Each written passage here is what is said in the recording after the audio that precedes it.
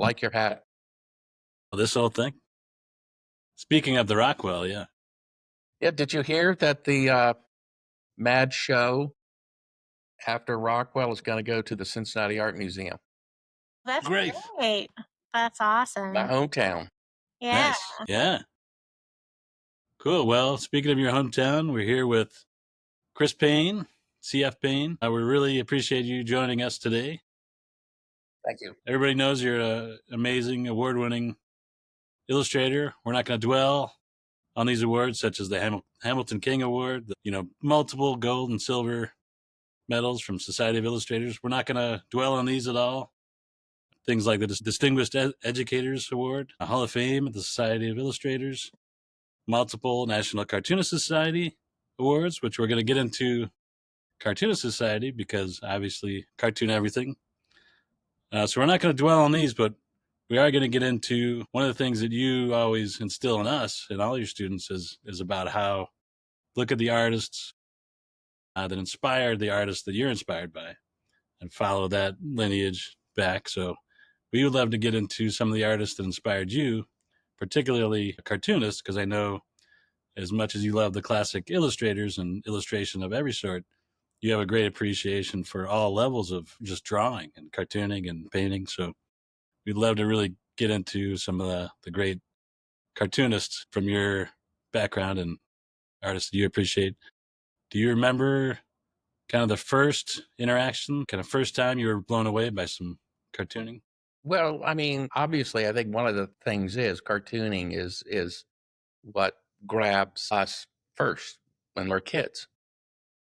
I was trying to reflect back and trying to remember, okay, what were some of the very first cartoons I remember watching as a kid? And because I do remember going to see Snow White when I was probably could not have been much more than 3 years old. And my mother had to take me out of the theater when the trees came alive. Yeah. Scared the crap out of me. I started to cry. And so I had to go out. And then when I calmed down and the trees, things got back to normal, it was I do remember, the witch at the tail end where she falls, and that didn't get me to where I had to go out. I didn't have to leave for that, but it was the trees when they came alive. But I remember the first TV show as a kid that I remember distinctively really looking forward to watch was Rough and Ready. It Yeah. was an old Hanna-Barbera. This is long before Yeah, yeah. for the Flintstones. Yeah. And of course, other Hanna-Barbera stuff, um, Pixie and Dixie, that whole Augie Doggy and Doggy Daddy.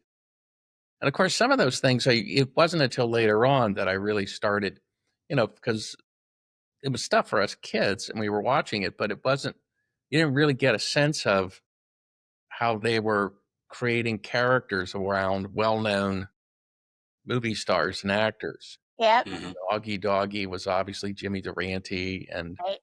and Hokey Wolf was Phil Silvers, Mm-hmm. as Right. was Top Cat. That was kind of Phil Silvers, and so you didn't really get that. And of course, the Flintstones The honey. was the Jackie Gleason show. And of course, I do remember watching the Jackie Gleason show when I was a little kid, but I know when it probably was on originally, I was too young, so I was probably watching reruns. But I do remember Life of Father. I think that's what, no, Life of Riley is what the show was called, which Mm-hmm. was that was what the Jetsons was based on, Life of Riley. So I remember watching those, and then I guess I remember there was a kid I hung out with, and his dad kid Brad would bring him comics, and I remember the first Spider-Man with the lizard, with that cover of Spider-Man and the lizard down the well, and that just blew me away, and so that got me looking at comics, and I enjoyed Spider-Man a lot when Steve Ditko was drawing it. Mm-hmm. Now, probably technically as an artist, John Romita probably was maybe a more technically proficient artist, you might say, but I hated what he did to the character of Peter Parker Mm. because Peter Parker, the way Ditko drew him, he was a nerd. He was a little guy, Mm-hmm. like his glasses. He was close to his Auntie May. You know, Ramita turned him into kind of a chick magnet. Now he's got the hot girlfriend and all that. And I'm sorry, I did not relate to that at all. So I didn't. So I started moving over to things like Thor and Daredevil. Now I mostly was Marvel, apart from the World War II stuff. Yeah. You know, funny because with Marvel, I wasn't that keen on Sergeant Fury and his Howling Commandos. Hmm. I enjoyed, Nick Fury when when Steranko kind of made him a Yeah. spy and they did the pop stuff. But for the World War II stuff, I was much more into Sergeant Rock, which was Joe Kubert, and Hmm. particularly stuff by a guy by the name of Russ Heath, who Yeah. did GI Combat and some of the Haunted Tank Hmm. series. And his drawing, if you look him up and look at his drawings of airplanes and tanks, I mean, he would get down there into the detail of the tread of the tank that would just be unbelievable. And I was just so taken by that. Because when I started drawing, even as a young person, when I was drawing dinosaurs and things and Roy Rogers, and then later on World War II stuff, it was important that I got a Corsair's gull wing right, as opposed to, a P-51 Mustang getting its air intake right, and a Stuka, because, you got to get the planes right. And Would so, you think that way when you were young too? Were you oh, that oh, I obsessive? was really, really very much so had to be right. I was in second grade. And if you recall, a lot of times when you're in grade school, they would do these kind of dioramas. They would get like butcher block paper and they'd spread them out. And then they would draw this and they'd hang it around the room. And this one time we were doing the Arctic. So we were drawing seals and narwhals and penguins. And I was tasked with drawing. At that time, they were called Eskimos. Now we call them now Inuit. I was tasked with drawing, and I knew that, people's noses did not look the way we drew noses when we were in second grade. That's not what a nose looked like. And I tell students all the time, I still remember this is second grade, and I'm lying in bed, closing my eyes, visualizing a nose, Wow. how I'm going to draw the nose, and getting this part that comes down and connects to your cheek, and how this comes around. It's not a round circle. Right. So I ended up doing this thing where you had this little, just like two little lines came down here. You had a little line here, a little line here, and a couple nostrils. And that was it. Nothing really connected, but I had this. And I drew it and like I said, this was second grade and I drew this. And all of a sudden, everybody's going, wow, how did you do that? It was one of those first moments where I wasn't a good athlete, I wasn't, the pretty boy. I wasn't smart, I didn't get A's in math. I didn't get, so I was pretty much a pretty average to mediocre person. But all of a sudden I did this thing here and all of a sudden I had attention Right. and that was pretty cool. And it was just something I've always loved. And I mean, I was drawing really hard, trying to get things right in kindergarten when I was drawing Roy Rogers and getting the Hmm. cowboy hat right. I was in first grade, I was drawing dinosaurs because we had at our natural history museum in Cincinnati, we've got this beautiful skeleton of an Allosaurus. And you could get those little plastic toys of dinosaurs and we'd set them up. So drawing Tyrannosaurus Rex and Stegosauruses and things like that was important. And I do remember having the Life magazine that had the Rudolph Zallinger stuff that he did for the Yale Library featured in that Life magazine because my parents saved a lot of stuff like that. They had National Geographics and things like that, Hmm. Saturday Evening Posts. And so, and speaking of cartoons, my other favorite thing was, and I don't know if you've ever seen it, but back in the day when Saturday Evening Post came out, they had a thing called postscripts. That was like a page that was nothing but cartoons. Really? And it might have maybe 8 or 9 cartoons, little cartoons, and the postscript above it would say postscript, had these little kind of generic, you can't cartoon characters kind of belly laughing and, but each one was a little different. Each one was different. Who did those? I don't know. But I just love those drawings and I love the cartoons. And that's where you would see some cartoons that were popular back in the, you know, late 50s. Hey, Cool stuff. Cool stuff. But I think it was called Postscripts. that's wild. Look it Oh, up. I have to look that up. Yeah. So as a kid and like your family, did you get the Cincinnati Post? Was that the newspaper that got We got the Enquirer. the Enquirer? The Enquirer was the morning paper. The Post was the evening paper. Ah, okay. So which one had the Sunday funnies then? Well, both of them had their own pages, but we got, because we got the Enquirer, that had, of course, BC, Big George, Marmaduke, Dennis the Menace, the Wizard of Id. Was it the Wizard of Id? I think that was it. Yeah. Barney Google. But it also had like Apartment 3G Yes, and Mary Yeah. Worth. the romance ones. Yeah, those in there. I didn't pay much attention to those. Steve Canyon was in it. Steve Canyon was in it. I loved that one. And of course, it wasn't until later on that I found out that prior to Steve Canyon, of course, Milton Caniff did Terry and the Pirates, Yeah. which that all kind of predates me.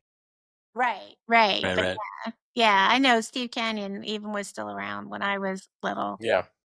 And of course, I didn't realize, of course, Milton Caniff was an Ohioan. Oh, yeah. And you'd be surprised how many really great cartoonists were Ohioans. Yeah. Right. Yeah. One of my favorites, T.S. Sullivan, I think is. Yeah.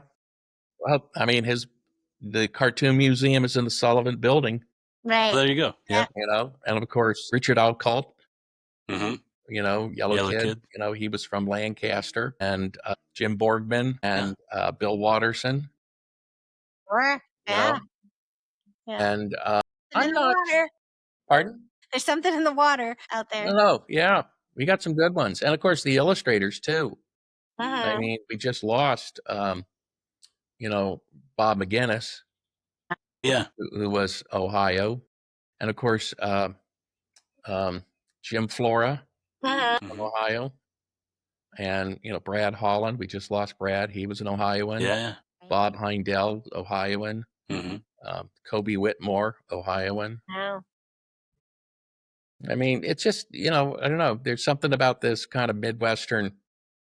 I think there's a pace of life in the Midwest that seems to work well. But When you were young and you were doing your drawing, is there a certain point where you realize were you like focusing on some of these cartoonists and like trying to draw like any of them? well, when I later on, as I got a little bit older, and I found Jack Davis and Mort Drucker, and we had a wonderful political cartoonist in Cincinnati at the Enquirer prior to Borgman by the name of L.D. Warren, who was a wonderful man, wonderful illustrator. And my mother got an appointment for me to go down and meet him when I was probably about 7th or 8th grade. Okay. Oh, wow. And that had a relatively profound impact on me in the sense that I still remember, I remember so well as we were kind of closing shop. I mean, he gave me an original. I've got it. Mm. All his line work was ink with a sable brush. He didn't use a pen on quill board that he then took Conti to get the shading. Beautiful stuff. Anyway, as we were wrapping up, he said, "Look, I've done this. I gave you this talk, and I'll tell you the reason why. Is because when I was your age, there was somebody who did it for me." And he said, "If you have the opportunity to be an artist and somebody young comes to you and asks, if I can talk with you, you do it because I did it for you." And I do it. Yeah. And I mean, I get high school kids at times, talk with them. Becca Zomchek, who teaches back up at CCAD, when she was in high school, she and her mom came over to the studio and I sat down and talked with her, gave her some advice about school. She went off and bingo, that's what she's doing. I mean, being able to talk to young people about art is because there's so little for oftentimes for their parents to know and understand about art. Right. Mhm. You know, they've got this child who wants to be an artist, and of course, in today's world, if you listen to, you know, these financial advisors, they all tell parents, your kid wants to be an artist, you know, nursing school would be good. Right. That's exactly what You know, happened. you know that stuff. And so I mean, I'm not unrealistic about it, but I do try to let them know that the jobs that were plentiful when I was graduating from college in 1976 aren't there. But there are jobs that are there now that Mhm. weren't there. They didn't exist when I was getting out of school. Right. Right. So, I mean, they have been predicting the death of illustration since the advent of photography in the 1850s. Right. Yeah. Comic books, similarly, they've been talking about the end of comics are ending since the 50s. You know, just that's just a cycle. Well, the And thing then, that's tough, the thing that's tough about comics is, I mean, I say this about all creatives. I don't care what it is. If you ask Tom Hanks, how's the world of acting? He'll probably tell you it's pretty good. Whoever the person is who's doing, you know, 2 weeks of Death of a Salesman and Terre Haute at the Right. community theater is going to tell you it's a rough, tough gig. If you want to be a writer, you know, the person who is the lead columnist at the New York Times, it's a pretty good gig. But if you're working, trying to catch up on high school sports in a little town, you know, it's a tough gig. If you're a comic and you're, you know, Jerry Seinfeld, it's great. But when you're on the road, it's a tough gig. And so it's the same thing. If you're Mike Mignola, comic books are a pretty good gig. But he hit, you know, he struck lightning. I mean, Right. he's a great artist. I mean, you can see that in his work before he did Hellboy. mhm. And so, but then he found a story, and I mean, you combine a great story, good writing, and great artwork, and it all comes together and bingo. It's, you know, for a lot of people, it's a tough gig. Sure. But Absolutely. that's the same thing with illustration. It's the same thing with Mhm. photography. It's, as I say, it's the same with literally every form of the creatives out there. But people find a way. They find a way to survive. Yeah, especially if you have that feeling that like I don't want to do anything else or I can't do anything else. Yeah. I need to do this, Right. you know, Well, then you do, you find a way for the sure. people that struggle, who really have a difficult time, are those who are not willing to understand that somebody else has to like what you do. You can't be developing a story that is something that is so personal to you that you care so much about it. But if nobody else cares about it, sorry, somebody else has to care. And you know, you see the way styles have evolved in cartooning over the years. Mhm.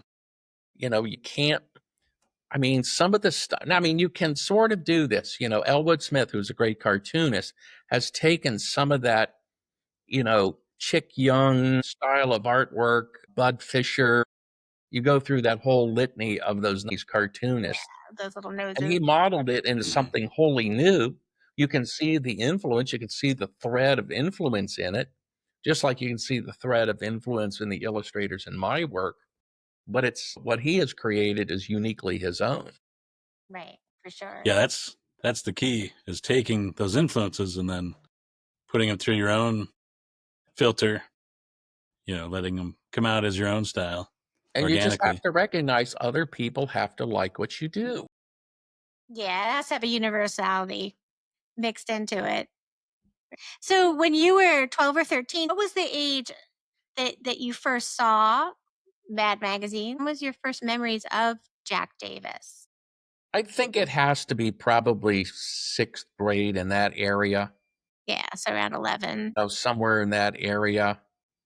And it wasn't just because there was a guy who's at George Woodbridge, and of course Paul Coker. They had so many great artists there. Of course, And then later on, we used to have this thing. I imagine they still do in the town, in the suburb of Cincinnati. The suburb is called Wyoming, and they would have what was called the May Fete, which had rides and all this other stuff. And what as part of the May Fete, they had this booth where they would have the word would go out and people would donate books. So you get paperback books and you get comic books. And so we would get out of school early, and a couple of my buddies and I, we would beat cheeks over there like you can't believe. And we'd be going through the comics and we'd be finding, like, Fantastic Four #8 and some of these old ones. And I was finding when I was collecting the Mads, the covers were all done pretty much so by Norman Mingo.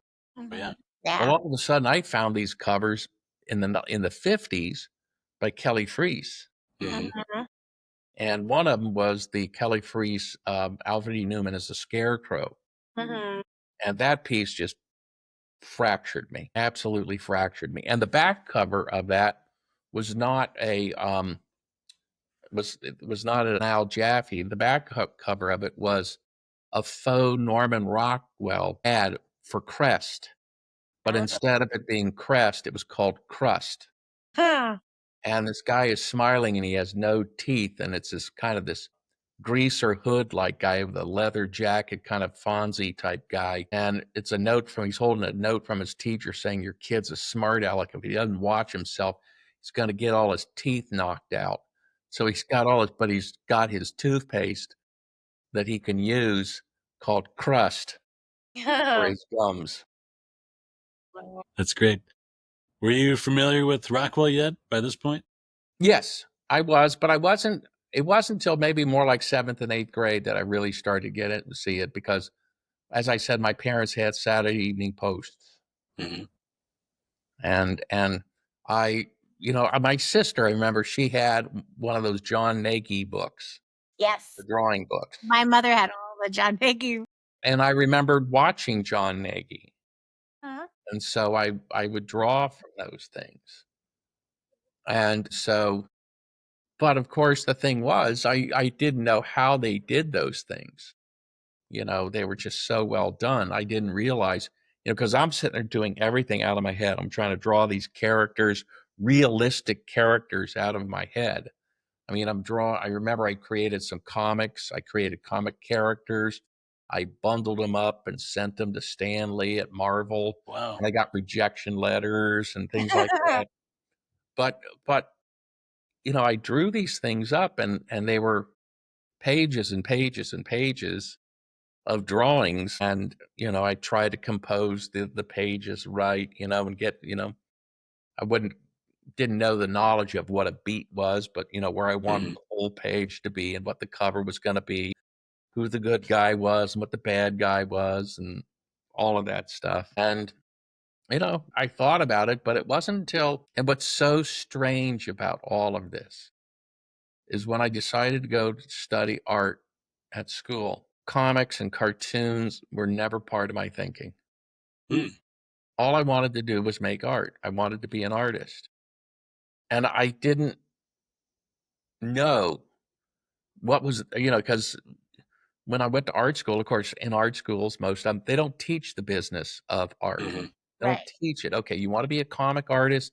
This is how the business runs. Now, I went to Miami University, which is not a well-known art school. It's much more of a fine art school. Right. And so at that time in the 70s, everybody was wanting you to be an abstract expressionist. Right. Kind of a quasi, Jasper Johns, Robert Rauschenberg type. And I just couldn't do that. I mean, I'd watch these students, scrumble paint all over something there, and they'd stand back and scratch their chin looking at it. And then they throw some more paint on it and they'd scratch their chin. And then the critique would come up and the teacher would walk up to it and kind of take his or her hand and draw, use a circular motion on the art going, I like this area. They go to another section, they do this again, they do the circle and they go, you need to work on that area there. And I'm like, well, what the hell is this? But meanwhile, I liked Rockwell and I liked Jack Davis and I liked this stuff. And of course, comics is juvenile, it's for kids. Admitting that you liked Rockwell to artists in the 70s was, you were just, your grandmother likes Norman Rockwell. Nobody with any intellect likes Rockwell. You don't like this art because you don't understand it. Right. See, I'm not smart enough for this stuff. And I just wasn't buying it. So did they all work in a practice of figure drawing? Did they have any Yeah, observational? I got a figure drawing class. It was a figure drawing class, and it was kind of frustrating because I remember freshman year, I'm in the figure drawing class, and of course I had never drawn the figure live before, and it was kind of funny because I think the first week we drew paper bags, Right. and the second week comes the model and she drops the robe and there's not a stitch on her, and you're just like going whoop like this, and this particular model was very well proportioned. I mean, and so I'm just sort of like, wow. And so you're drawing. And the funny thing is, even when I was that age, and you have this nude woman in front of you, which you've not, like this, you don't somehow your brain doesn't connect. You're focused just on drawing. You don't get any. There's no eroticism that comes up, and at least it never happened to me, even as an 18, 19-year-old. I just sat there focused on what I was drawing, And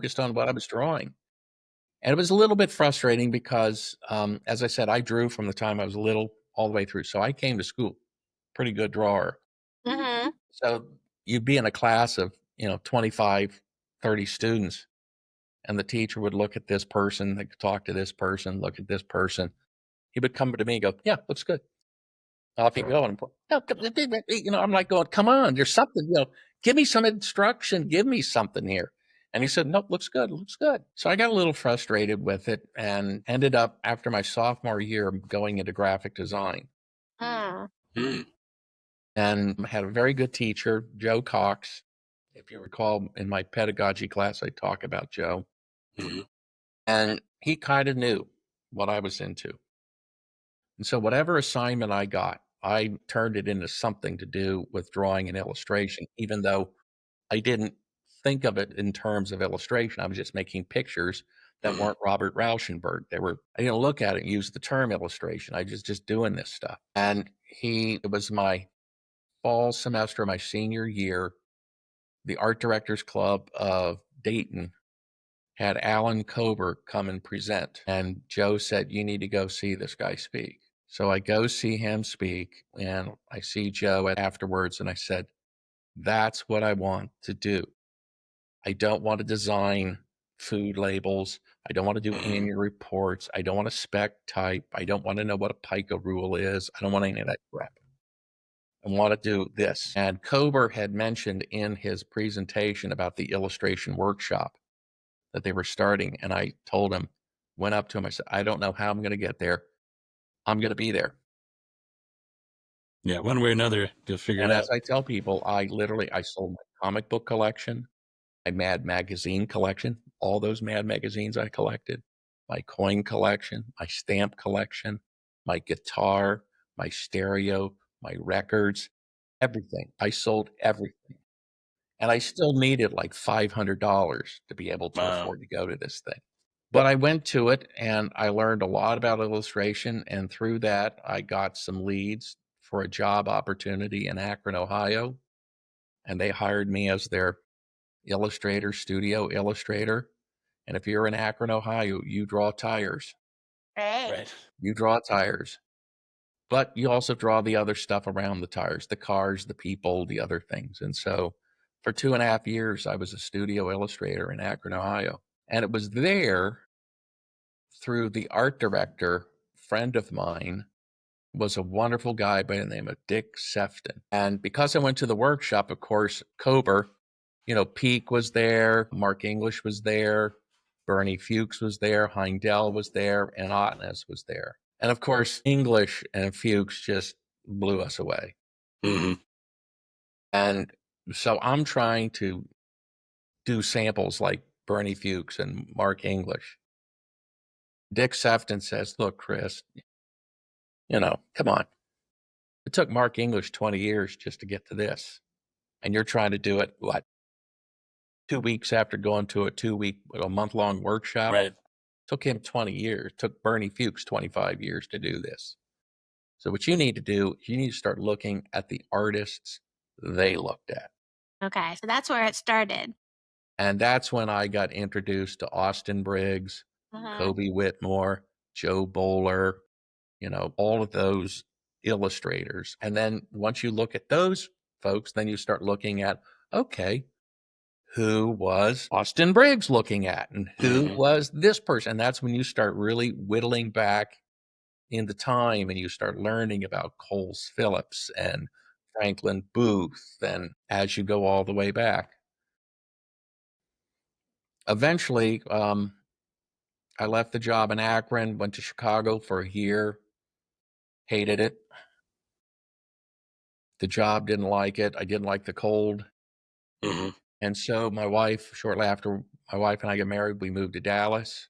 And I started freelancing in Dallas, which is where I met some wonderful illustrators down there, like Bart Forbes, Jack Gunra, Don Ivan Punchatz, Steve Peach, Sean Early, Louis Escobedo, a lot of wonderful artists down there. And then some great art directors. And one of them is the great Fred Woodward, who eventually became the art director at Rolling Stone. Right. And that's, I kind of started working from Fred in Dallas. And when he went to Austin, I did some work from then. When he went up to DC, did work for him there and eventually did work for him at Rolling Stone. And that kind of jump started things, really. That's awesome. But all the time, the thing is, like I said, Miami, we had art history, but we didn't have illustration history. Right. The only book we had about illustration at Miami was Illustrators Annual number 16. That was it. One book. Yep. And so when I was in Chicago, I met an illustrator buddy of mine. He's here in Cincinnati, David Michael Beck now. And Dave was a big illustrator geek like me, and he loved illustration. And so he would introduce me to Mead Schaefer or Maxfield Parrish. And then he also was into comics. So he and I were big into it. And he was really meticulous. I had, files that I had things stacked in. He had these laminated books. So he had like a whole set of books just on Frazetta. Wow. He had all this stuff on Eric Sokol. Are you familiar with Eric Sokol? Yeah. Probably as good a watercolorist as and gouache illustrator as there ever was. And Charlie Rodriguez. And, so he had he had his cartoonist people. He also had his illustration people. And so we started communicating about that. And then later on, other folks, that's when I start finding out about, blanking out right now, English illustrator. Gosh, who's the guy that Dean Cornwell went to study painting murals with? Frank Brangwyn. That's it. Frank Brangwyn? Brangwyn. I mean, Dean Cornwell, who's this great illustrator, has got this amazing career and he wants more. Even though he has all this success, he decides he needs to study this and he goes and studies with Frank Brangwyn. So you selling all of your worldly possessions to do this 1 month workshop really just completely altered the trajectory of the rest of your life. And I know that one of the things like Chris and I are both curious about is when do you feel like you gelled, right? Because you talked about like, oh, I tried on this illustrator, I tried this illustrator. When do you think in your trajectory, like how you see and how you make marks, like how you're Well, that's a tough question. That's a tough question. I will also have to say, though, as much as that was an important moment, I have to tell you, when I still remember when I was leaving that workshop, I was driving it back across the Tappan Zee Bridge and I was crying because I thought I failed. Wow. Really? I thought I failed wow. because I went to this thing and I'm meeting these artists and they're saying, this one guy's talking about Haddon Sunbloom, and I'm going, who's Mm. Haddon Sunbloom? Mhm. Mm, You don't know who Haddon Sunbloom is? right. He's the guy who did the Coca-Cola. I'm going, oh, okay. And there was this one guy, his last name was Langendecker. And of course, they said, oh, J.C. Leyendecker. And I'm going, who's J.C. Leyendecker? You don't know who J.C. Leyendecker? Mhm. So I'm going through this thing, and all these guys are talking about different artists. And it wasn't long that till I realized I went to college, I got this degree, but I don't know anything. Mhm. I don't know anything. And it was frightening. And I did some artwork, and there's some fun things that happened there, but still, I really thought I failed. And so, but I did go to the interview. I did end up getting the job. It took a little while for me to get acclimated. But where you would say, when did you find your voice? Yeah. I think when I was in Dallas, I was beginning to get, a lot of jobs, and I even got a job or two, like in a Society of Illustrators. I got accepted once, and I got accepted into communication arts. So I'm thinking, okay, how am I doing? How am I doing? So I said I wanted to get a sense of how I was doing. So I took a trip to New York with Paula, and I made an appointment with three people. I made an appointment with Wilson McLean, an artist rep by the name of Bill Erlacher, and an art director. As I recall, his name was Will Hopkins. He was an art director at what was the magazine at the time that why I went to him, but later on became the art director of American Photography magazine. Look, he was at Look Mm. magazine. And so these were all substantial people. And I wasn't like coming there for them to say, great, you're ready, come to New York, we want you. I just wanted to get a sense, am I going in the right direction? Am I Mhm. doing things okay? And I just remember afterwards, I had some pretty good responses, but my conversation with Wilson McLean was particularly insightful, where he said, Chris, you have and I still remember the painting he was doing on the board. Still Oh. remember the painting he was working on. But he says you got the noses in the right places, you got the right fingers, you got this stuff, all that stuff's right. But he said, I don't see anything in these pictures that tell me anything about you. Mm. Interesting. Yeah. So, needless to say, I get home and I'm thinking, what am I doing? What do I do? What do I do? And I had a job that came in, and I had said, went to Fred Woodward, who at that time was art directing a Sunday supplement for the Dallas Times Herald, which is a newspaper that doesn't even exist anymore. And I told him, I said, I had these conversations, and I said, I got to figure this thing out. I got to figure this thing out. So if you give me an assignment that you'll allow me to push myself a little bit, I want to try Mm. some things. And he gave me this assignment to do a picture. It was a story on a man by the name of Elmer Doolin. He's the guy that franchised the Fritos. Oh. And I said to myself all the way through, Chris, you've drawn all your life. And why am I being a slave to that opaque projector Mhm. by taking photos, putting them in, and doing this? Just draw it the way you draw. And so the format was the way the format was.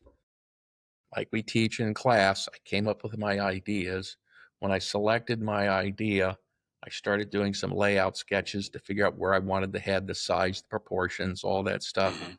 When I had that done, I took that sketch, that drawing, and I projected the sketch. And I didn't project it and copy it neatly perfect. I Mhm. just basically got the main shapes Hmm. of the design and then sat down and drew. Drew again. Yeah. And then I finished the job, and I still remember it was so different for me because his face wasn't flesh colored. It was like electric pink, Mm. the green in the background. He's wearing this ultramarine bright blue, and he's got these floating Fritos wrapping or circling his head. Mhm. So different for anything I've ever done. Yeah.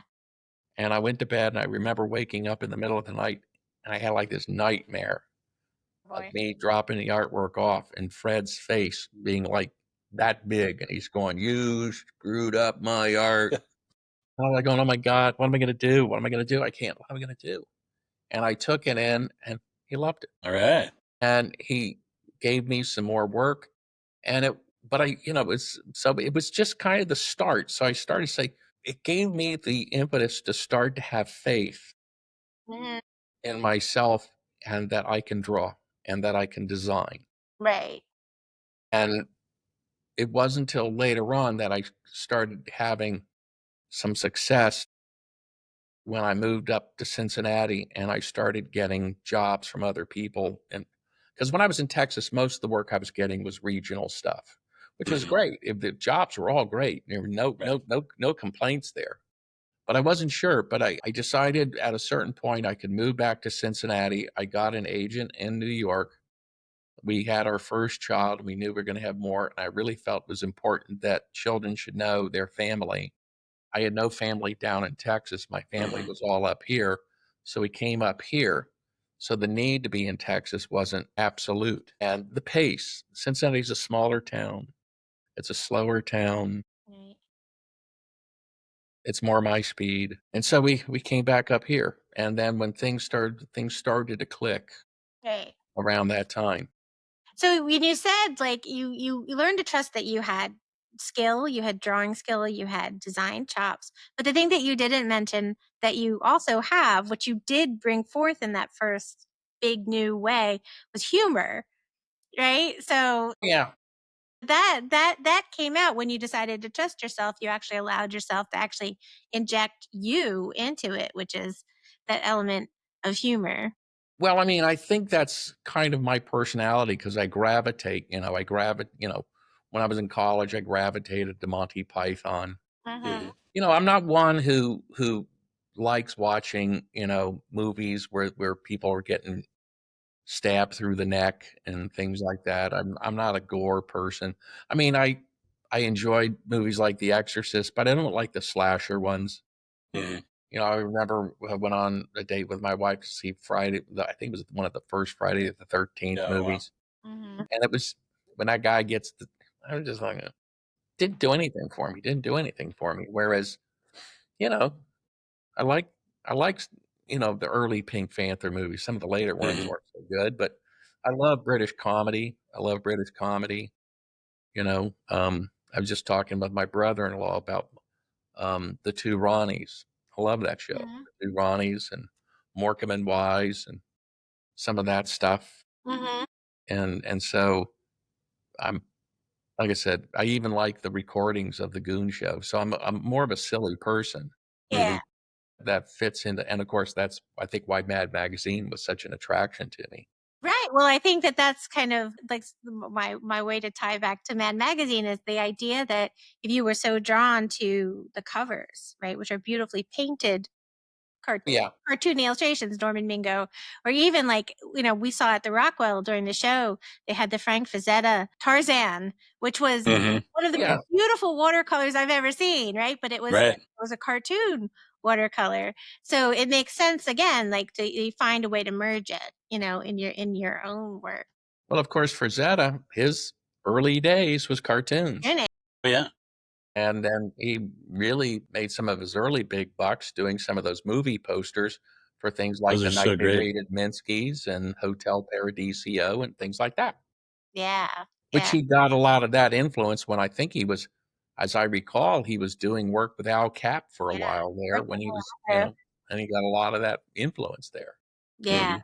Yeah. And it's one of the things like we talk about a lot is that like if you have really good drawing chops and you have really good cartooning skills, that you could just do so many different things, with those skills. And it's the permission that you give yourself to go there, to exaggerate and to look at life, but then to play with life. And that's the ever so slight sidestep from illustrating to cartooning is when you actually take it and you blow it up, you Well, know? the amazing thing too is, and I guess I started teaching when I was in Dallas in the mid 1980s.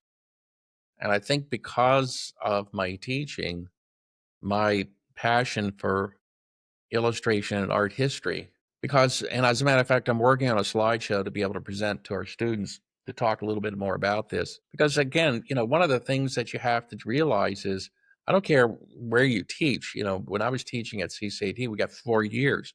Is 4 years enough time to teach everybody what they need to know? No. And the thing is, of course, in today's world, the way academics works in the world of art, the student takes a class, he or she does 4 or 5 assignments. They get A, B, C, or D's. And of course, in today's world, if you give a student a C, they act like you gave them an F. So nowadays, instead of giving C's, they give B's to students that should get C's. A, B pluses, and A minuses to students who should get B's. And we give a lot of A's to stuff that is like A minus. It's just that way. And so they get this false sense of who they are. And yet, back in the day, like if you had gone to Howard Pyle School, you would get an assignment, you would execute it. And if you didn't do it right, you did it over. Right. And then if you didn't do it right, you did it over. And maybe after the third or fourth time of doing it wrong, you might get the word that, maybe this isn't right for you. But nowadays they get their grades, whatever they are, and they graduate. I mean, I'll see at times, transcripts of students who will apply to our program, and I see these marks, and I'm going, I don't know if these marks really equate to the work I'm seeing. And I would see that at where I taught at CCAD when we were doing sophomore reviews. I'm looking at the student who's getting A's in drawing, and I'm going, this can't be A work. How are we giving this student A's? Why is this happening? And it's because nowadays, if you give somebody a C, they get all upset. You get a call from the parents. Right. Who would have thought, I can't imagine my parents ever calling Miami University saying, why did my son get a C in this class? Yeah. Right. I mean, they would have come at me and said, what's the matter with you? Yeah. We're paying this money. You're paying this money to go to college, and you're screwing this thing up. Get your act together. Yep. Well, can I ask you a question about yourself as a student? I know everything's changed a lot, the overall, but did you ever get into hot water from maybe drawing pictures of your teachers or Well, in that kind of thing? high school, I did. In our junior high, I drew a cartoon of my English teacher and stuck it in the suggestion box. And of course, I got called in. I said, well, how do you know it's me? And they're like, you're the only one who can draw this. So you can see I should have been an illustrator, not a detective. Right.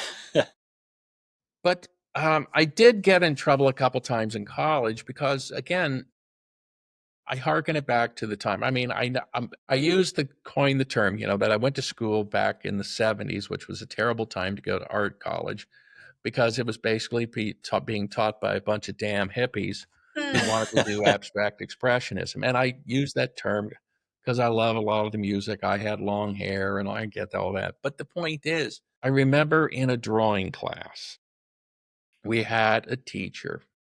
And of course, in today's world, there's no way I think I'm in the class with men and women. And of course, he's trying to work the gals, trying to score. You could tell he's trying to score. And so it's a nice day. It's May. Go outside and draw. So we all take our shit and we all go out to draw. He's over there working on his latest conquest, whatever. And so I'm like, what am I going to draw? So I like baseball. So I went over to the ball field and I was drawing baseball players, sketching from life baseball players. And we all come back the next class and he says, put the artwork that you up and let's have a discussion. And he comes to my work and says that they're okay, but his problem is they look too much like illustration. Wow. And I said, okay, whatever. Tell me about the drawing. Well, the problem is they look like illustration. I said, no, I'm not talking about illustration fine art. We're talking about drawing skill, drawing. Tell me about the drawing. Yeah. And he kept on just saying, all he kept on doing is bringing up, no, it's no, because they look like illustration. So being a little frustrated, I basically at a certain point said right to him, more explicitly, I said, screw you, I draw better than you anyway. And I took my work and I started to walk out of the classroom. And he screamed at me, you get back here, I'll flunk you. You get an F. And I said, you can't do that. I said, let me tell you, pal, the worst thing you can do is give me a C. Because if you do anything other than that, I'm going to take this work and we'll go into Dean Butler's office and you can explain to him why this is F or D work. That's the worst thing you can do to me, pal, is give me a C. And I walked out. Of course, I showed up the next day, the next class. I just walked out of that classroom, but I made my point. Right. And he gave me a C. It was the only C that I got in drawing all my entire life. But I mean, again, my problem was, again, during that time period, I would have teachers, like I said, what's this, what's that? And I didn't know what they were talking, what do you mean? Until later on, this one who did, Joe Cox, who did illustration work, he said, look, your shadow right here is way too cool. You need to warm your shadow up to pull it forward because this figure is in the foreground. This shadow is too, you need to bring it forward. So you need to warm your shadow up. And of course, at the time, I'm going, what are you talking about? Warm a shadow? When it's hot outside and go in the shade to get cool. What are you talking about? A warm shadow? Of course, he's talking about this. So then he shows me, here's a warm shadow. Here's a cool shadow. Okay. The person shows you this. Right. So that's the first time somebody actually articulated that type of discussion about art. They say something to you, which is as opposed to you need to work on this area. I like this. You need to work on this, which was what I was getting in a lot of, I'm sorry, but they were the fine art classes and it just wasn't working for me. So my senior year, I did these 4 illustrations. And that was the sum total of my portfolio of illustration through 4 years of college. And then I went to the illustrators workshop and I had some things I did there and I created some stuff. I had a lot of my figure drawings and I had a lot of personal stuff I did because I was into sports and football and things like that. So I would draw a lot of that stuff. So I had some things to show and I had other things to show when I got that job in Akron. And I think what got me the job wasn't necessarily that I was a really great colorist or I was a really great painter. What got me the job was I could draw. And I think, those early jobs, as I'll tell students, you go into a job and if your color is not that great, most people figure I can help you with color. Or if your design's not that great, I can help you with design. Right. But I don't have time to teach you to draw. Yep. And I could draw.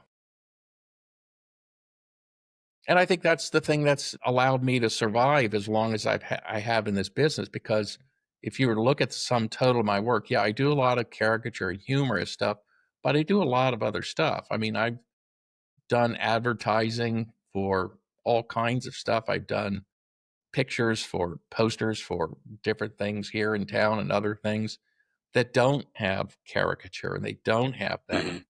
And I can do cars. Yeah, can he do a car? Yeah, look here. There's it. Oh, yeah, he can do cars. He can do this. Yes, he can't because I can draw. Right. Yeah, drawing is the thing. It's like holds everything else up. Well, I know I said it to all of you guys, and I say it all the time. Drawing is like your thumbprint. It's unique to you. Like I said, I'm a baseball person. I use these things all the time. But if you watch a pitcher wind up and pitch, he has his own way of winding up, lifting his leg, throwing the ball, that I can just see if you take all the uniform number off and all that, particularly with certain, that's Sandy Koufax, that's Warren Spahn, that's John Drysdale, that's Steve Carlton, that's Jim Maloney. I could tell by a batting stance, that's Hank Aaron, that's Carl Yastrzemski, that's Pete Rose, that's Willie Stargell. Yeah, Yet they're yeah. all holding a bat. They're all doing this, They all have but yet different there's characters. something about the way they do what they do. They just say, that's that person. Well, that's the same thing. You hold the pencil, the way you make your mark goes down, you have a certain way. You draw things that is unique to you. And that's making that as good as you can make it under the with the understanding that you've got to do it in a way that somebody else is going to want it. Right. Absolutely. I, Yeah. I And you also have to do it constantly too. It's the kind of thing that like you're not going to develop that unless you're always yeah, drawing. You're always looking and you're always and you're always evolving. yeah. Mm-hmm.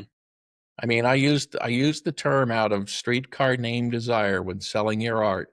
You have to depend on the kindness of strangers. Right. For sure. Very true. Yeah. So even when you were younger, were you always a sketchbook person? Did you always have that Mm. practice? I didn't have sketchbooks. I drew all the time. In other words, when I was young, my dad worked at a company that they had, form letters, Hmm. and he'd come back with a stack of these form letters because I was early on back in the day, when my dad had a corporate job, um, he would have dress shirt, and the shirts would be sent out to the cleaner, and they would come back with a piece of cardboard. Yeah. And I would go through the drawers and I would steal the cardboard and draw on the cardboard.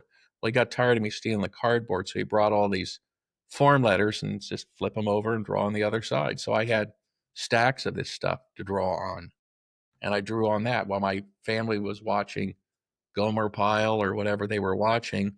I'd be listening to it and sketching and drawing, Yeah. doing that type of thing. And then when I got older, and I was working in Akron, rather than having sketchbooks, I would had large pieces of paper and I didn't have a class to go to. So I would do self portraits. I would dress up in different outfits and different things, do self portraits. And so I remember I got a short haircut and I didn't get a haircut for like 5 months. And I just drew every day. So just watched the Oh, hair wow. slowly get more and more stupid. And of course, you'd sit there and you'd turn your head and mug at it. You do this, you do different facial expressions and do things like that. But it was just a way to just keep on getting better at your line control. Right. And are you like consciously aware of caricaturing yourself at that point? Or like when did you start leaning more into caricature or being I more think aware of that? caricature really started to come around that time, like we said, with the Elmer Doolin, Yeah. right? I distorted his head. Mm-hmm. And the thing was, I remember at a certain point, it was easy to distort when the rectangle was like what we're looking at here in a vertical. But I remember getting one, it was a horizontal. Now I was saying, wait a minute. Mm-hmm. So now that's when I instantly realized, don't be a slave to a formula. Mm-hmm. Don't be a slave to that. The format's what you're a slave to, the design within the format.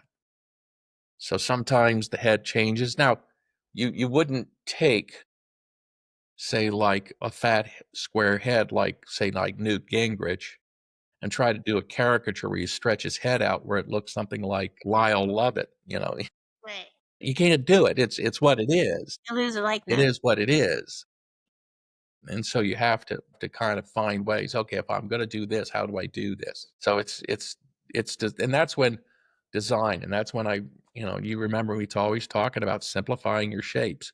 Get Mm-hmm. the shapes simplified in your design, and assign a value to each one of those shapes, so you can design how things are going to work in there, and then start to go. And with value, you're such a master of value and so conscious of it when designing an image. When did you start to realize how important that was?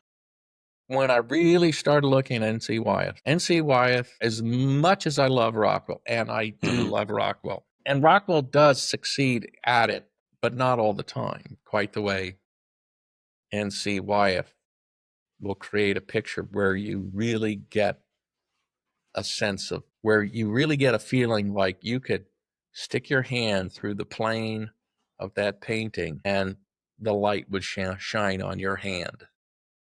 You know what I mean? That sense of light. And when I started seeing how he did some of the things he did, and I don't do real good. I'm not real good at that. I mean, I try. Jim Bennett does that beautifully. Jim Bennett's work. His sense of light within his pictures is just spectacular. I mean, I try to, and it's hard. It's hard, particularly when you're doing things with grass in it, because green, if you don't get the green right, if the green isn't right with the color of the sky, it just doesn't work. It doesn't. Yeah, you always talk about nocturnes. Like that's one thing I always hear, and I always hear it in your voice. Like, look at that nocturne, like. And I think it's sometimes the things that we admire the most are the things that we feel are just beyond our grasp, or we haven't gotten there yet. It's like the idea of like, oh, if only I could do that. Well, that's why I tell. That's again, we go back to the art history. So you have a hard time with nocturnes. Say you have a hard time with nocturnes. Okay, who does nocturnes well? Okay, in certain pieces, Rockwell does some incredible nocturnes. The painting of Tom Sawyer sneaking out of the house. C. Wyeth, the Paul Revere writing. Right. Frank Tenney Johnson, wonderful cowboy artist, incredible nocturnes. There was a wonderful nocturne of N.C. Wyeth of like the Pharaohs at night. It was one of his Mazda calendars. Parrish does some great nocturnes. Remington does some great nocturnes. Right. There's some Japanese artists who do incredible nocturnes. Yeah. So you look and you find the people who there. Jules Guerin can do some killers. So you find those people and you say, okay, which one am I going to use to help me through this? Right. If you tell students, if you have a hard time painting blonde hair, who does that well? That's why in my slideshow, I have the part of what I'm saying is illustrators. I say, what kind of bird are you? I mean, you want to find your birds of a feather. Right. You can identify yourself however you want to be. Are you a songbird? Are you an owl? Are you a bird of prey or a shorebird? Okay, whatever that is, find those artists who. It's not that you're going to ignore all the other birds, but you want to find those people that are your brothers and sisters in arms. Yes. And learn from them. So, who do you feel was your first? Do you feel like Alan Kober? Even though his style is completely different from yours, was he one of the first artists you saw and was like, that's a fellow bird of a feather kind of? Absolutely, because number one, Alan was such an amazing drawer. And the thing is about Alan's work that is so wonderful to me. I mean, Alan's been gone now for at least probably about 30 years. I mean, sadly, he died way too young. You compare, let's say, for example, Peak and Kober. Now, Peak was a wildly successful commercial artist. Incredible stuff. The thing is with Peak's work, as much as I admire it, I will look at a piece of Peak's work and say, that was done in the 60s.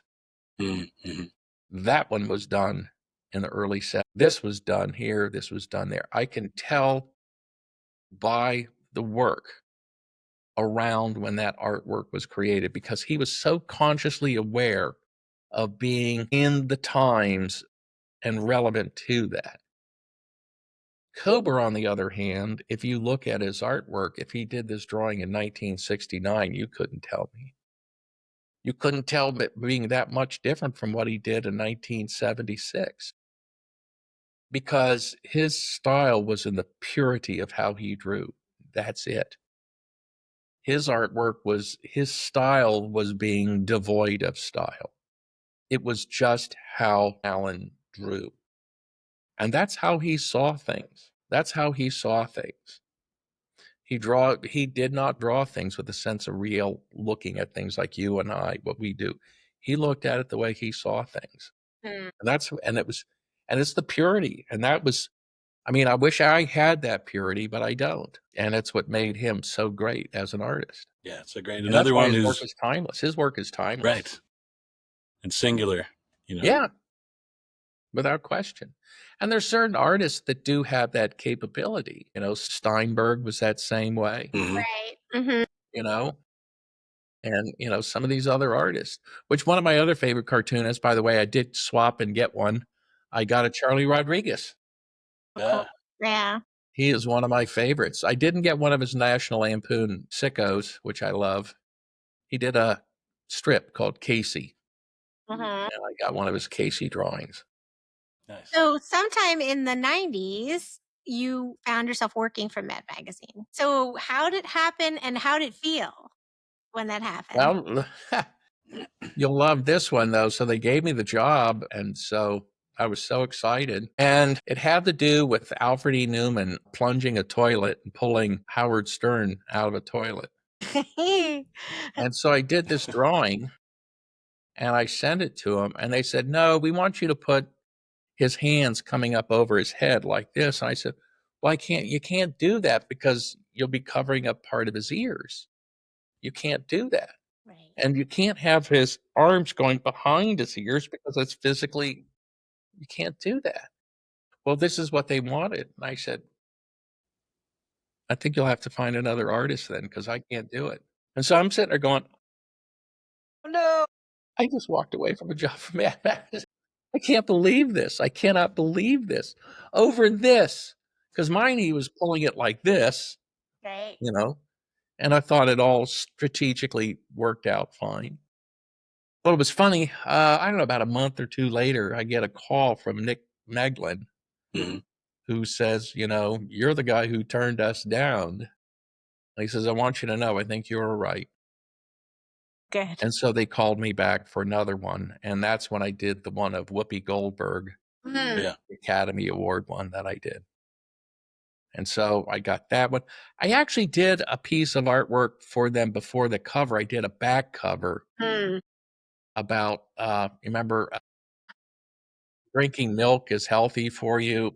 So Yeah. this guy and my son, my older son modeled for it, and he's drinking the milk. In one face, it's him as a little boy like this. The next one, his hair's a little bit longer, but he's developing small breasts.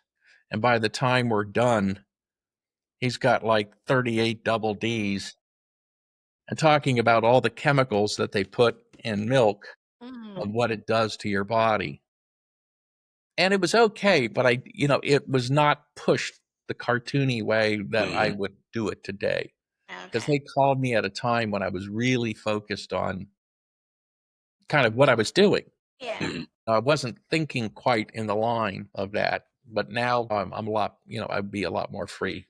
Yeah. But they're busy, and you know what? Honestly, I do get these jobs from time to time, and they're fine because of my duties with school. I mean, Mhm. again, I'll be going back down to read papers. Today I was reading, and I'm doing all this. So somebody calls me and says, "We got a job, and it's due like Friday." I can't do it. Yeah. Yeah. Right. I got a call to do a children's book. I can't do it. Yeah. I can't do that right now. But you've Maybe been doing more sometime of later. those Pardon? in recent years. You've been doing more children's books. I have, but the last one I did was the Mousetronaut book. Yeah. And I Mhm. really had to do that because I had done the other two, but they gave me time. They knew. But recently I've done a couple of images for a magazine called Deseret. Mm-hmm. And so I've done, but they've given me like anywhere from 10 days to 2 weeks or 2.5 weeks, which is fine because I work on thumbnails and stuff and send those to them, and then layouts. And Mhm. once they approve on that, I'll guess what I'll do is I'll be downstairs working on schoolwork, and then I get lunch, and then I got time to be able to draw for an hour or two, and then I get back to schoolwork. And I don't have the strength or the stamina at my age to do the all-nighters like I used to. I mean, back in the old days, I was up all the time till 3, 4 o'clock in the morning. But I stopped doing that. I want to have a normal life. Yeah. Yeah. But I did it for 35 years, Yeah. you know. So that's why I do the teaching. I'm really proud of the work that we do. I think the program that Murray Tinkelman started needs to be maintained because I think illustrators need to have that option if they want to earn a master's degree to be able to do it from home with limited amount of disruption in their life. Right. I mean, because both of you went through the program. If you had to move to Hartford, Connecticut for 2 years and 2 weeks, it probably would have been a deal breaker for you. Right. Yeah. Yeah. That low residency aspect is one of the big, aside from working with you and other amazing instructors and illustrators, the low residency concept is amazing. Well, and I've Unique. tried my best to, one of the things I think I've tried to do in the program is to be a little bit more broad-based in the kinds of artists I bring in to speak. You know, we get cartoonists, we get illustrators, we get concept artists, we do animation. That's why when we go here, we get this. This is why we get that. As much as I know some people lament that, Columbus is not necessarily the great center of the illustration world. The Billy Ireland Cartoon Museum is an amazing resource Mm-hmm. on top of going up to the Mazza Mm-hmm. Yeah. for children's book. And the talent we get out of the Columbus area from Lauren Long to Chris Sickles and John Palancar and the other artists that we get. I mean, those are all stars. So it's a great program. And so, it's something I'm proud I do. And it's, like I say, it's kind of following the direction of L.D. Warren, that somebody did it for you. Right. So you want to do it for them. Absolutely. That clearly made such a strong impression on you as a young artist. Has Well, that remained with you as you've got into teaching? And the work Joe Cox did for me as a teacher. Joe was a great teacher, and he really understood and set a tone for learning. Yeah, it's really amazing now. Christian had his first year teaching at Webster University this past year, and I'm teaching at Hartford this past year. So it is amazing to get 19 and 20-year-old, hopefuls and start to drop all of these names of historic artists and illustrators and realize that all of this knowledge that we carry is brandy spanking new, right? To people, and it becomes a torch, like literally, right? The torch that you pass to say, like, hey, have you heard of this person? Hey, well, you really better look at this person. Well, if you like that, you're really gonna like this, Right. Well, I think part of it is what you're trying to do is get them to understand. Like I said earlier, there's no way to teach it all in 4 years. So what I'm trying to do is teach you enough, give you enough information. Like when we talk about the process. Look, you can develop your own process, but the basic fundamentals are thumbnails are for ideas, layouts are for design, references for information, drawing is to get everything structured out, a value structure so you don't get your colors all messed up to exit. So if you follow those steps and don't cheat on those things, Right. if you don't cheat on those things and do those steps, and then you have a wide array of knowledge of illustration history. And as I would tell the students, you don't get a great knowledge of illustration history to impress chicks in a bar because it doesn't work. Right. It does, it's that's not what it's for. It's for you. It's for your information so that when you're it's like we're having a conversation right now. And I go and I mention, Harry Roundtree. And everybody goes, I don't know who's Harry Roundtree. And well, our conversation stops now. Conversation stops. And so when you're talking about this stuff, having that base knowledge so that later on, when you're working on this assignment or that assignment, you can then find the stuff that you can do along with those steps to help you execute it. I mean, again, I talk sports again, it's like hitters talking hitting. Right. Watching Tony Gwynn talk about hitting with Ted Williams is amazing. It's an amazing video to watch. to listen to catchers talking catching, that type of thing. So illustrators talking illustration. And if you're the fly on the wall as a student and you've got these illustrators, you happen to be lucky to be in the presence of 4 or 5 really accomplished illustrators, and they're talking about all this artwork. And you don't know who Brad Holland is. You don't know who Mark English is. You don't know who Anita Coons is. You don't know who these varying illustrators are. And, we're all pretty knowledgeable, but we all still have somebody say, hey, just find this one. You go, no, haven't heard of that one. Yeah. Which, of course, Well, I is what's love. wonderful about that unsung heroes of I was illustration. just going to mention that. Yeah, Pete Beards. Yeah. It's so great, For sure. Yeah, So Pete Beard's Unsung Heroes of Illustration is such a wealth of, such a joyful thing to watch. yeah. I found out about Norman Lindsay through God, that yeah. channel, who's amazing and was not too familiar with. So yeah, there's. Oh, yeah. But it's just what you're trying to do, because eventually when a student graduates, he or she, for the most part, is going to go home into their studio and they're by themselves. Now, if my Wi-Fi would have been working, I could have shown you, but I mean, I can still, over here, I got some artwork here. I've got a Rockwell print over there. I've got, some artwork all around me here. And then, of course, down in my studio, I probably have in my studio about 130 pictures. And as I tell my students, when I'm working down there, I'm not alone. Right. I'm not alone, and Yeah, and that's why I remember when I gave a talk at CCAD, I gave a talk basically about I'm not alone. And when I finished it, I had a recording of Jerry and the Pacemakers. Uh-huh. You'll never walk Never alone. walk alone. Yeah. That's great. That's awesome. I didn't know that that was the theme. Like, that's the song of Liverpool. I went to Yeah, Liverpool and I went to the cavern. right, It's not the original cavern, but it's the cavern. right. And all of a sudden the song came on. It was like the pre-show ah, music they were playing.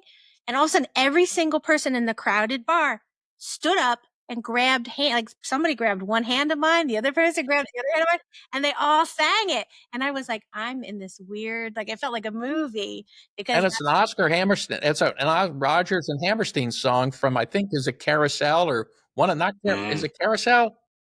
No, what's the other one? It's the one with the Gordon McRae and Shirley Jones, where he dies at the end, and Carousel. is that Yeah, that is Carousel. Okay, So that's wild, right? it's funny how Liverpool uses that, but it's an Oscar Hammerstein song. Yeah, that's funny. It is very funny. So, is there anything else, Chris, you wanted to ask? Selfishly and personally, just want to know about the comics you made in high school. What were they about? Were you Well, they were. emulating anything in particular? It was a hero called Discus, and he had these discs that were his weapons. Ah, And there was another character called Morning Star, and so I remember that. And like I said, I back in the day when you didn't Xerox, you sat there, you put it all together, you drew it all by hand, and you put it in the mail, and you send it to Stan Lee. And all you get back is a letter saying no, thank you. And so whatever happened to wow, it, it's gone. You know. man. But I mean, I even drew. I drew designs for the Cincinnati Bengals for their uniforms and helmets, and sent those to Paul Brown. I got a nice letter back from Paul Brown, but said thanks, but no thanks, that. But again, I was always thinking about that, but it was always trying to get that stuff right, Mm-hmm. that, which is why also for me, the artists were so important. You know, I love Gene Colan's hands Yeah. and his hands. He did hands in perspective. I love Ditko, his musculature. Mhm. And Gil Kane, I think it was Gil Kane. Didn't he do Green Lantern? Mhm. I think he did Green Lantern. They were just gorgeous. Mm. And of course, Kubert and Russ Yeah. Heath were just so good. Meanwhile, Drucker and Davis, their thing was about their caricatures, that I appreciated was their caricatures weren't what I call like your theme park type caricatures. Now, Mhm. theme park caricatures today are not like theme park caricatures Right. They've when I evolved would have been quite a like bit. in seventh grade. Theme park characters always were people from a profile, Yeah. like Yeah. fishing or doing something like that. They were always kind of profiled. Nowadays, the theme parks, and you've done this, I know, the diversity and styles and techniques of what there is are fantastic. And Mhm. some of them are amazing artists. And they really learn observation because, of course, that's the other thing what you're trying to teach students with drawing. I mean, I'm dealing with my brother-in-law. I'm helping him with his drawing. Is I keep on telling drawing is only about 10% of this. Right. The Right. rest of it's this. Yeah. You got to see, what are you seeing? What are you looking at? That's why what you do is that's why we talk about shapes. That's why when I taught my commercial figure drawing class, okay, folks, can you draw this shape? And I put up a picture of a baseball. Just draw the shape. Can you draw the shape of a football? And they draw it and they go, no, that's not right. This side is not the same as this. This side's flat. You got a flat football there. Can Right. you draw an egg? No, that egg is not right. Let's get the egg. It's not that I'm trying to teach you to be photographic, but I want you to see, because once you later on start getting shapes down, that's when you can draw a horse like Warner Brothers did Right. in Yeah. What's opera doc? What's Opera in Doc? What's Yeah. Opera Doc. Right. Exactly. Right. I mean, that's what allows you to do that, or draw, a rhinoceros, or draw Hmm. some of the ways some of these characters are drawn. And then, of course, you see these other artists who then take that and go wild with it. But it really is about teaching them to see. And and Right. that's the hard part. But what's funny, if you can get that concept into their head and they see personal growth in what they create, that's when they actually get excited about what they're doing. Mm-hmm. And when they get excited about what they're doing, they want to replicate that. And it's easier to get them to do their work. Yep. If Yeah. If they you don't can, if they don't see growth, if they don't think they're getting any better, it's harder. It's harder to get them to do Mhm. it. But it's also hard to get them to get out of their comfort zone, because no 18 or 19-year-old wants to look like an idiot in front of their friends. For sure. And that's tough. That's why when I first started teaching at CCAD, I was teaching juniors and seniors. I enjoyed teaching the sophomores best because I was getting them early. Yeah. So they're less self-conscious or like more willing to. It was just, if I could connect with them and get them set off on the right footing, Mhm. things would take place and take care of themselves the rest of the way through. Right. You get them earlier. Do you want to say anything about where people can find you online? I know your awesome documentary is still available. You have a Yeah, great there's website. that. And of course, I'm on Instagram. I think it's C Fox Payne, Mm-hmm. and my website is CF Payne. Okay. So I'm just on Instagram. I don't really post on Facebook. What I do is I post on Instagram and share on Facebook for the most part. And I try mostly to post drawings and things I'm working on. Like recently, I'm more doing some. Years ago, I started doing this idea that I tried to pitch to the Reds that they didn't buy. And I have a gallery that I'm working with, and they've asked me about doing some more Reds stuff. So I'm back to, I pulled some of those old Reds pieces, and now I'm doing some Mhm. more ones. I just Yeah. did one of Ellie De La Cruz, and so I'm doing some of the Reds. How recent was it? Eric Davis did a Yeah, well, I think recent Derek piece. Davis was an older one, but yeah, Okay. Eric, because he just had his birthday. Well, yeah. He was Of my course, favorite player my when I favorite was player collecting baseball cards. when I Eric was a Davis kid. was for me. Yeah, who was? Eric Davis, He was your like favorite player. when I was collecting baseball cards, because Yeah, he was like amazing. Like he'd run up the wall and catch, what could yeah. have been a home run, Eric the and he could Red. hit. Yep. Eric the Red. My favorite player when I was a kid was a guy by the name of Veda Pinson. Veda Pinson was just, he's got amazing stats, but he's not in the Hall of Fame because he just didn't have the big flashy career and never was in a World Series. I don't think he was ever in a World Series. when I was a kid. Reggie. I was all about Reggie Jackson. But yeah. I liked Reggie too. I liked him when he was with Oakland, but he pissed me Mhm. off when he went to the Yankees and dissed Thurman Munson. Didn't like that. Didn't Right. like the way he treated Thurman. I mean, he said, "I'm the straw that stirs the drink." Yeah. The Reggie bar. Um, Yeah. so thank you so much. This has been awesome. Yeah. Well, good. Absolutely. Really great. Yeah. Well, I appreciate it. Good to see you guys. Yeah. Great to see you.